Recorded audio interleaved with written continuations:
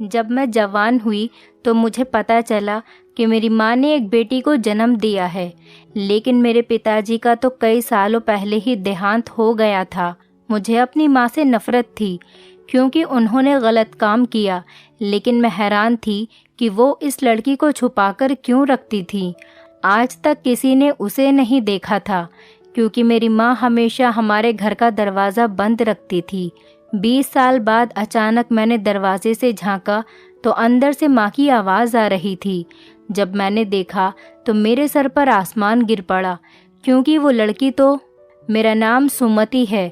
मैंने अपनी ज़िंदगी के बहुत से साल अपनी माँ से नफ़रत में गुजार दिए, लेकिन मेरी माँ ने मुझसे हमेशा मोहब्बत की है। मुझे मेरी माँ ने हमारे रिश्तेदारों के बारे में कुछ नहीं बताया था। जब भी मैं उनसे पूछती तो वो हमेशा मुझसे यही कहती कि इस दुनिया में हमारा कोई नहीं है।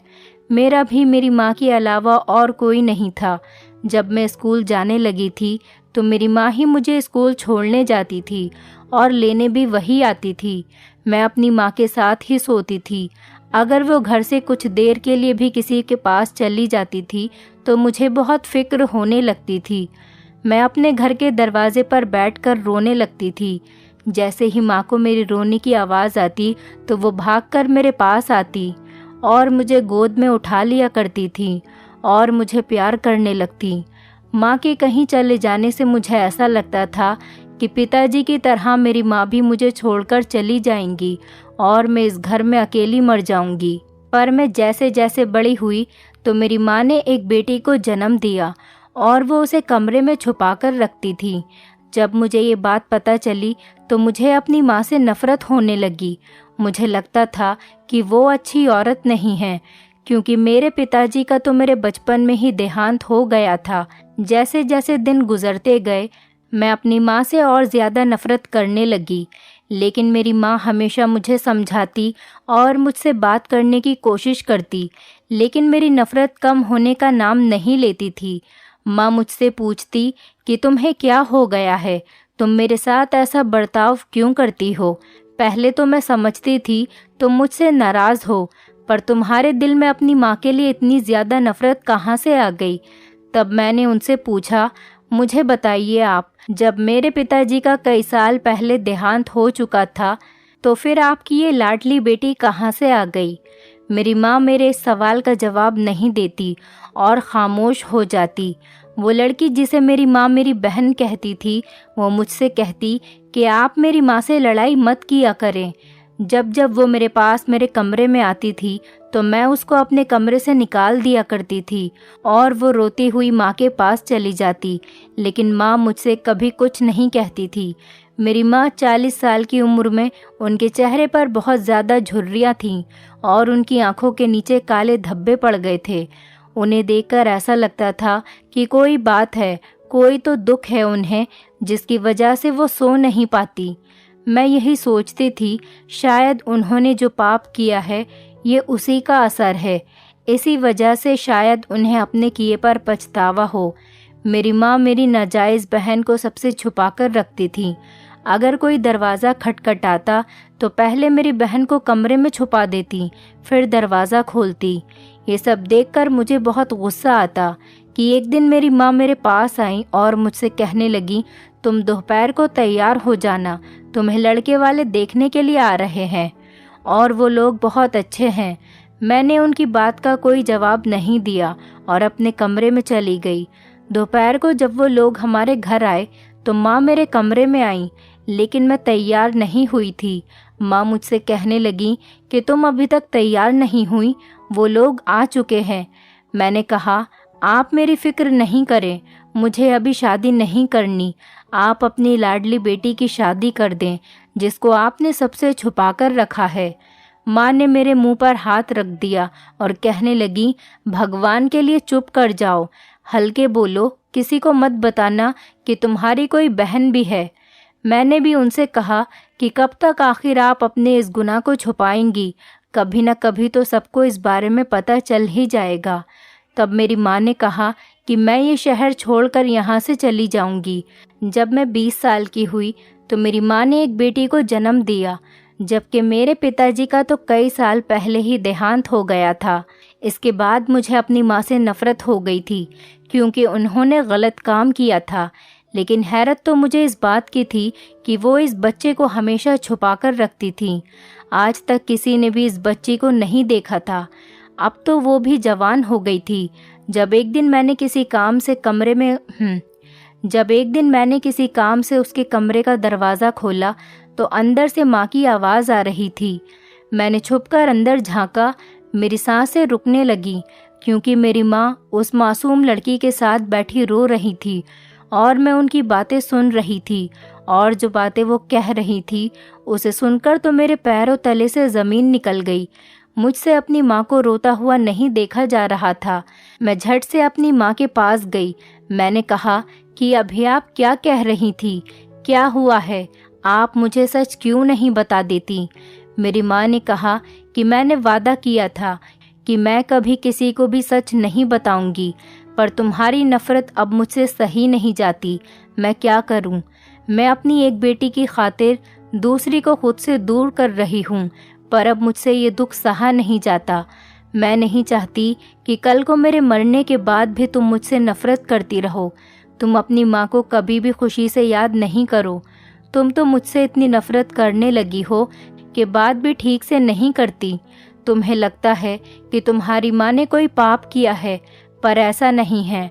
आज मैं तुम्हें सारी सच्चाई बता देना चाहती हूँ। मैं अपनी माँ के पास जाकर बैठ गई और उनकी बात सुनने लगी। मेरी माँ ने मुझे बताया कि हम 5 बहनें थे और हमारा एक भाई था। मेरी सबसे बड़ी बहन जवानी में ही विधवा होकर घर वापस आकर बैठ गई थी। मेरी माँ ने इस बात का बहुत ज़्यादा सदमा लिया और बिस्तर पकड़ लिया। मेरे बाबा खेतों में काम करते थे। हम लोग एक छोटे से गांव में रहते थे। हमारे गांव के हालात बहुत ख़राब थे। वहाँ के सारे लोग मजदूरी करके ही अपना गुजारा करते थे। बस 2-3 ही लोग थे जो अमीर थे, लेकिन उनके पास इतना बड़ा दिल नहीं था कि वो किसी की मदद कर सकें। वो सिर्फ अपने बारे में ही सोचते थे। हमारा भाई सब बहनों में सबसे छोटा था। बाबा ने उसे स्कूल भेजना शुरू कर दिया। हमारा सबसे छोटा भाई और छोटी बहन दोनों स्कूल जाने लगे। बाबा ने कहा कि और बच्चे तो पैसों की वजह से नहीं पढ़ सके। हो सकता है कि ये दोनों ही पढ़ लिख कर कुछ बन जाएं और इन्हीं की बदौलत हमारे दिन बदल जाएं। हम सब बहनें घर पर सिलाई करते थे। उससे भी थोड़े बहुत ही पैसे मिलते थे जो घर के राशन पानी में ही खर्च हो जाते, और जिन घर की औरतों के हम कपड़े सीते थे वो हमें ज़्यादा पैसे नहीं देती थीं, लेकिन हम मजबूर थे। उनसे अगर कुछ कहते तो ये पैसे भी हाथ से चले जाते। पता नहीं भगवान ने उन लोगों को इतना छोटा दिल क्यों दिया था। वो लोग किसी गरीब की मजबूरी नहीं समझते थे। उनके दिल में कभी ये ख्याल नहीं आता कि हम लोग कितने मजबूर हैं। मेरी माँ बहुत ज़्यादा बीमार रहने लगी थी। मेरी दीदी ने कहा कि बाबा किसी से कर्ज लेकर माँ को शहर के किसी अच्छे बड़े डॉक्टर से इलाज करवा लेते हैं। हमसे दिन रात अपनी माँ का तड़पना नहीं देखा जाता। बाबा ने कहा कि मैं भी क्या करूं? मैं रोज़ बहुत ज़्यादा मेहनत करता हूं, लेकिन जिन लोगों के पास मैं काम करता हूं बहुत जालिम लोग हैं। मेरी छोटी सी गलती पर भी पैसे काट लेते हैं। अगर हम तुम्हारी माँ को शहर ले जाकर बड़े डॉक्टर को दिखा भी दें तो पहले तो वो रिपोर्ट करवाएंगे, उसी में ही हमारे हज़ारों रुपये खर्च हो जाएंगे। फिर आगे इलाज करने के लिए पैसा कहाँ से आएगा? अभी तो पुराना कर्जा ही नहीं चुकाया है, और कौन हम गरीबों को उधार देगा? मैं खुद बहुत ज़्यादा परेशान हूँ। जहाँ भी देखता हूँ हर रास्ता बंद नज़र आता है। मेरी माँ को बहुत ज़्यादा दर्द होता और वो रोने लगती। मेरी बहनों की भी शादी की उम्र हो रही थी।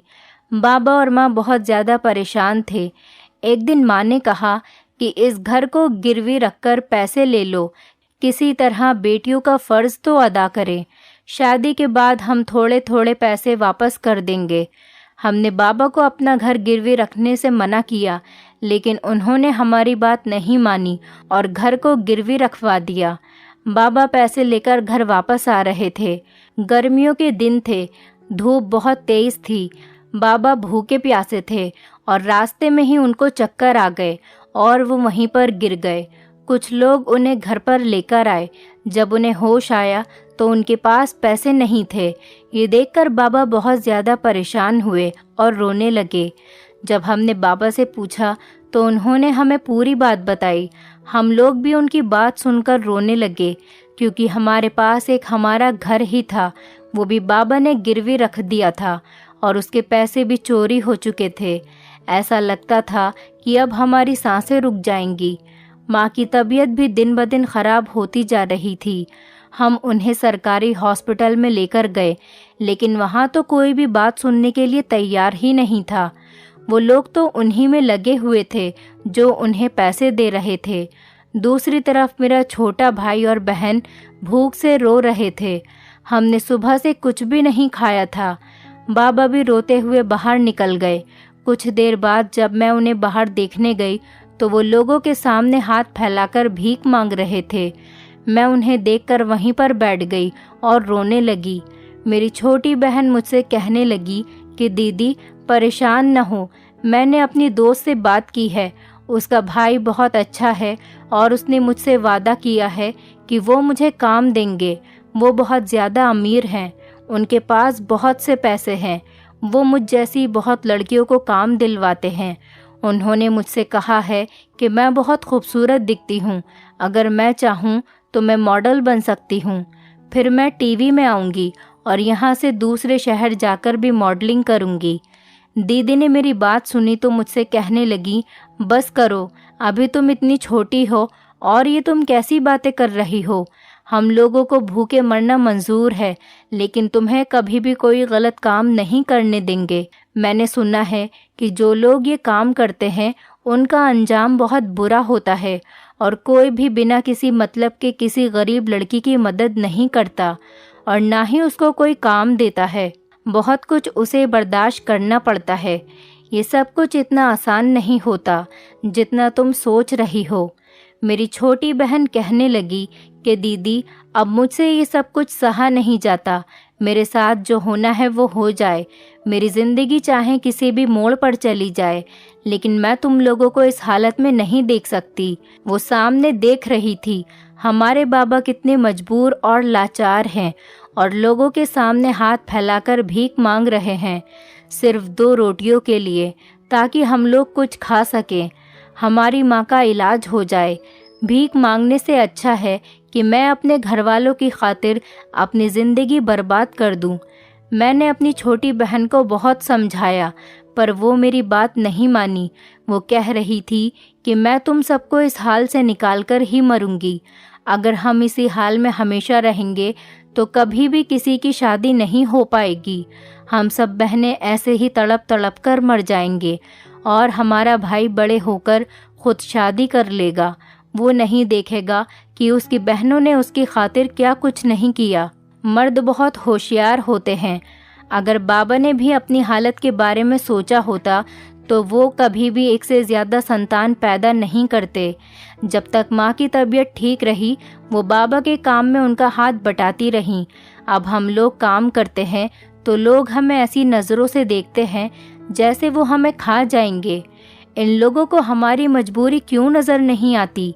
तभी डॉक्टर ने आकर कहा कि आपको अभी 25,000 रुपये जमा करने होंगे, वरना आपकी माँ की जान जा सकती है। इतने पैसे सुनकर तो बाबा ने अपने सीने पर हाथ रख लिया और वहीं पर बैठ गए। कुछ देर बाद बाबा बोले कि चलो हम घर चलते हैं, तुम्हारी माँ को यहीं छोड़ देते हैं। जब तुम्हारी माँ मर जाएगी तो ये लोग खुद घर पर पहुँचा देंगे। अगर अब हम तुम्हारी माँ को घर लेकर गए तो 2 दिन का बिल भी देना पड़ेगा और मेरी जेब में तो फूटी कौड़ी भी नहीं है। बाबा बहुत मायूस हो चुके थे। जब मैंने अपनी बहन को देखा तो वो वहाँ पर नहीं थी। मैंने उसको पूरे अस्पताल में ढूंढ लिया, लेकिन वो मुझे कहीं नहीं मिली। मैंने अपने भाई से पूछा तो उसने मुझे बताया, गीता दीदी कह रही थी कि बाबा को लेकर कहीं मत जाना, मैं पैसे लेकर आ रही हूँ। उसकी बात सुनकर मैं बहुत ज़्यादा डर गई थी। मेरे मन में बहुत गलत ख्याल आ रहे थे। शाम तक वो वापस आई। उसका चेहरा बहुत ज़्यादा उदास था। उसके चेहरे का रंग भी उतरा हुआ था। उसने बाबा के हाथ पर पैसे रखे और कहने लगी कि बाबा, अब हमें पैसों की कमी नहीं होगी। डॉक्टर से कहें कि वो मेरी माँ का इलाज शुरू कर दें। मैं अपनी छोटी बहन का हाथ पकड़कर उसे साइड में ले गई। मैंने कहा कि तुम बाज नहीं आई। गीता कहने लगी कि दीदी, मैं कोई गलत काम करके नहीं आई हूँ, मैं मॉडल बनूंगी, मुझे मॉडलिंग करनी है। मुझसे मेरी दोस्त के भाई ने वादा किया है, उन्होंने मुझसे कहा है कि हमें जितने भी पैसों की ज़रूरत हो किसी भी समय आकर ले जाना। उस समय सबने उस पर भरोसा कर लिया था, पर कोई नहीं जानता था कि सच्चाई क्या है। माँ का इलाज शुरू हो गया था। गीता रोज़ तैयार होकर घर से निकल जाती थी। बाबा ने बहुत रोका। बाबा से उसकी ये हरकत देखी नहीं जा रही थी, लेकिन अपनी मजबूरी की खातिर उन्होंने सोचा कि चलो कोई बात नहीं है, मॉडलिंग ही तो करने जा रही है। बहुत सारी लड़कियां आजकल ये काम कर रही हैं। आजकल का माहौल ऐसा ही है। अब मेरी माँ भी बिल्कुल ठीक हो चुकी थी।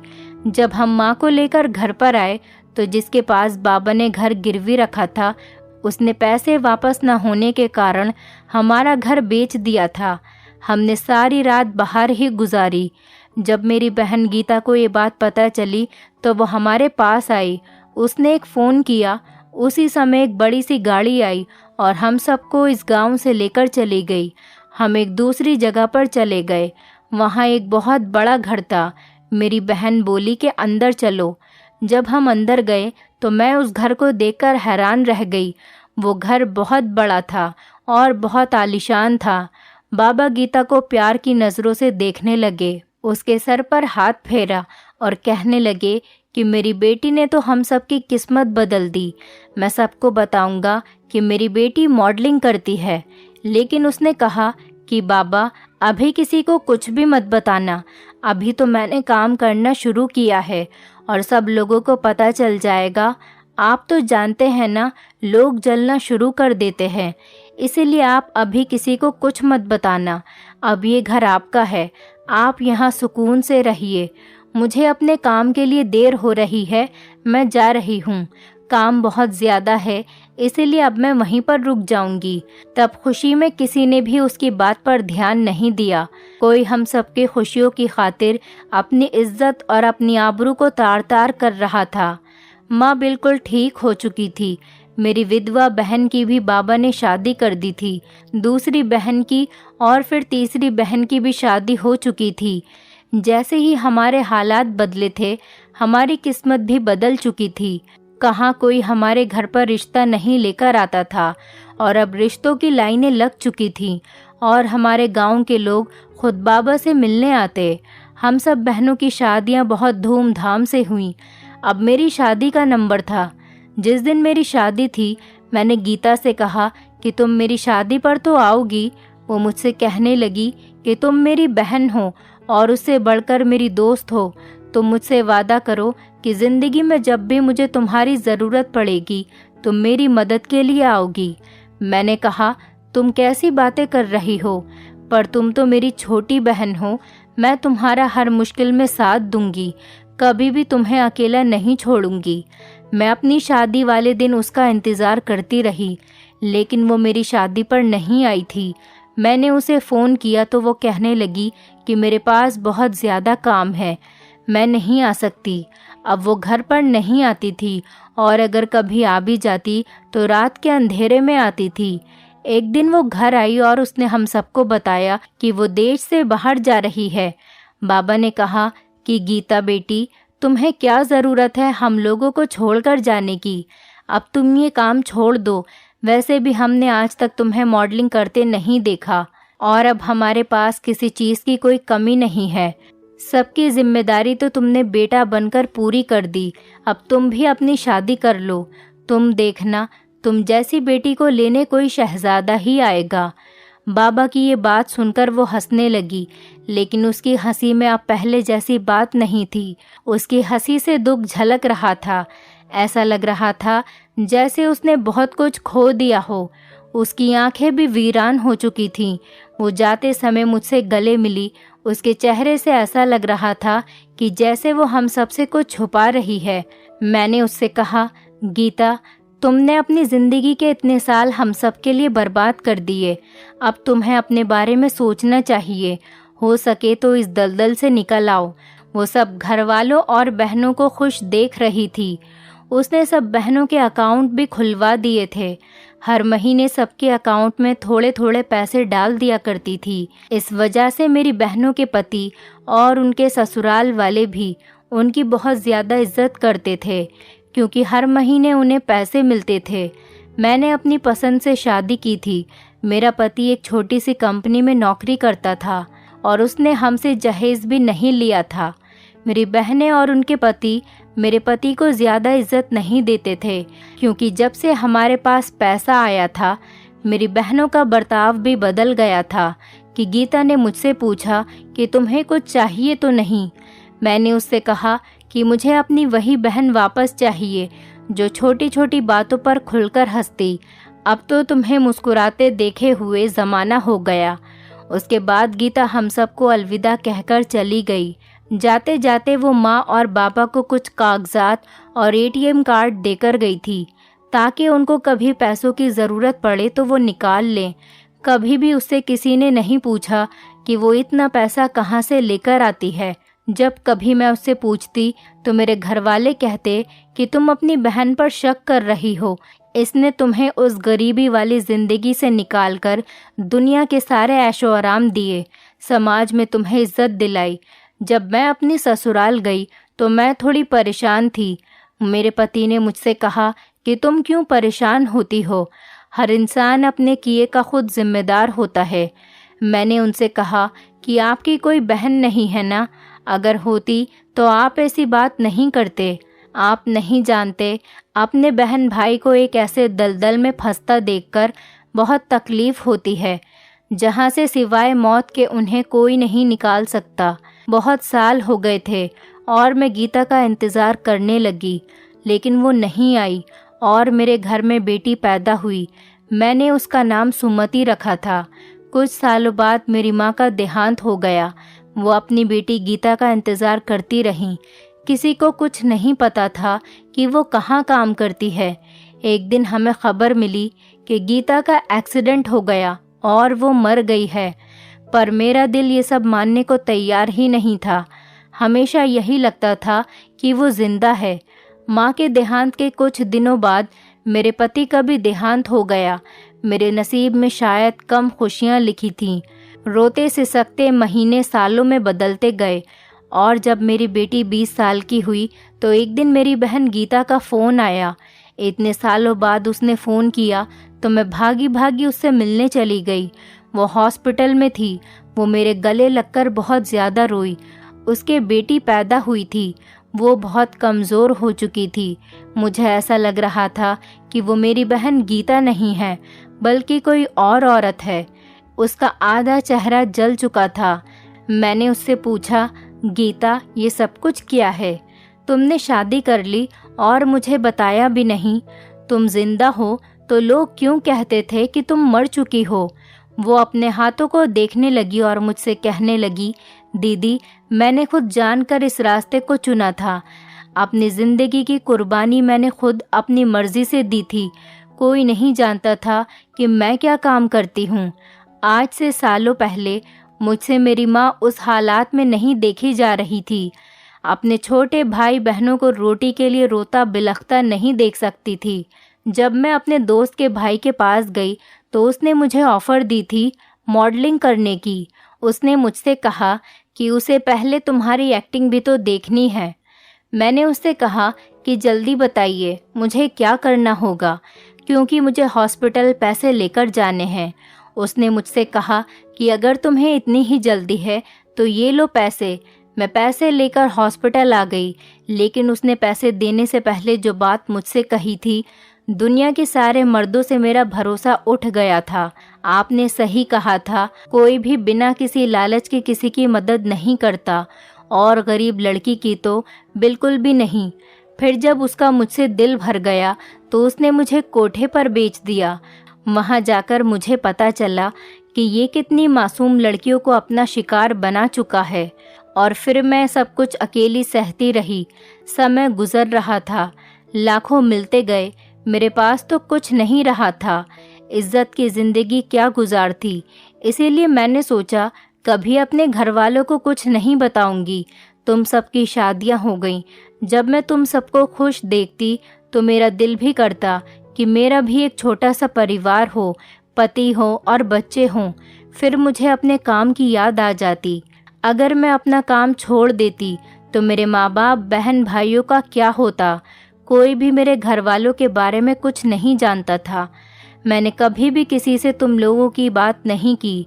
इसी वजह से मैं कभी किसी के सामने नहीं आई, क्योंकि अक्सर शरीफ मर्द नेक लोगों की भीड़ में ही छुपे होते हैं और रात के अंधेरे में कोठों पर आते हैं। दिन के उजाले में इतने शरीफ बनकर घूमते हैं। सालों ऐसे ही गुजर गए। एक दिन कोठे पर एक लड़की आई जो मुझसे बहुत ज़्यादा जलती थी और मेरी जगह लेना चाहती थी। उसे लगता था ये सब कुछ बहुत आसान है। उसने मेरा चेहरा जला दिया। जब उसने मेरा चेहरा जलाया था तो मैं बहुत तड़पी थी, लेकिन जब मुझे होश आया तो मुझे अपनी कोई फिक्र नहीं थी, क्योंकि अपनी परवाह तो उन लोगों को होती है जो जीना चाहते हैं, जिनका कोई होता है।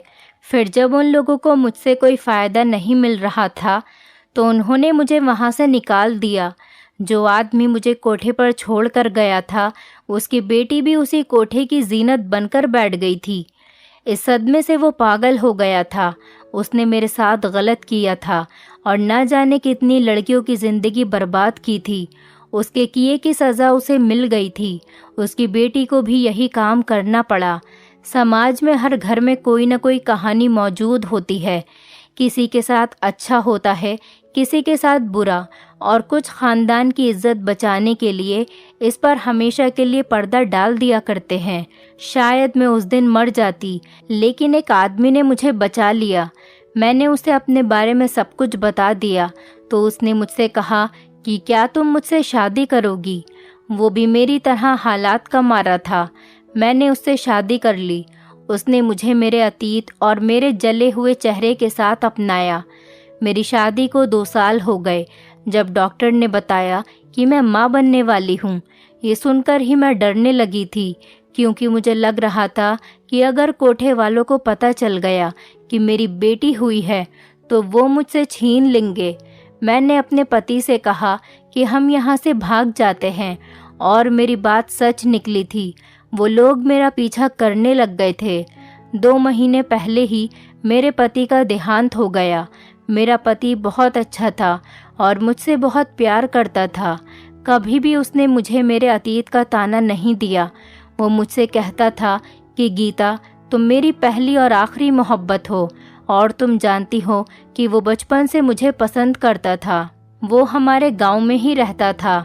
वो जब काम करने बाहर गया था तो हम लोग वहाँ से दूसरे घर में शिफ्ट हो गए थे। फिर वो इतने सालों बाद मुझे यहाँ मिला, लेकिन हमारा साथ कुछ ही साल का था। आज मेरी बेटी पैदा हुई है। कल को जब ये जवान होगी और इसे पता चलेगा कि इसकी माँ कौन थी तो ये मुझसे नफरत करेगी। इसीलिए तुम मुझसे वादा करो कि इस बच्ची को तुम माँ बनकर पालोगी और कभी भी इसे गीता नहीं बनने दोगी।